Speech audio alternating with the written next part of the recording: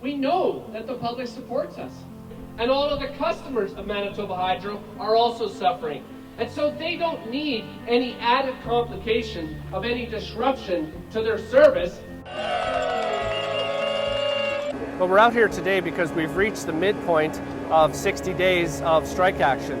30 days these workers have been on strike, and the government refuses to sit down at the bargaining table and negotiate a fair agreement. So we're sending a message to the government today: stop hiding behind your Manitoba Hydro representatives and give instructions so that we can get a fair deal settled for these workers. Manitoba Hydro is owned by the government, and there seems to be a disconnect of who's controlling the purse strings. The Premier needs to simply give the direction to the Manitoba Hydro negotiators. They're telling us behind the scenes they have no authority to settle a contract. They can't get there, and obviously they're just waiting for the Labour Board to rule.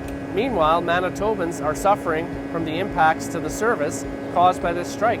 This is a needless dispute. They need to sit down at the bargaining table, look at the negotiators square in the eye, and come to a reasonable collective agreement. The Premier thinks it's okay to talk about other rounds of bargaining that she's not responsible for, such as with the Winnipeg Police.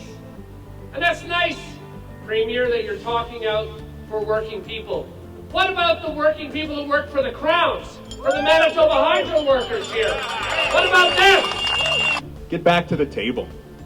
There's no excuse for this situation where hydro workers are being forced to strike. I mean, everyone knows what's happening with the cost of living. At the same time, Manitoba Hydro is making record profits. We've worked hard for this company. We've done over 50,000 calls over COVID, going into people's homes, making sure they have hot water and heat for the winter, going into people's quarantine homes and COVID positive homes. Shame! Shame! One day stronger. One day stronger. One day stronger.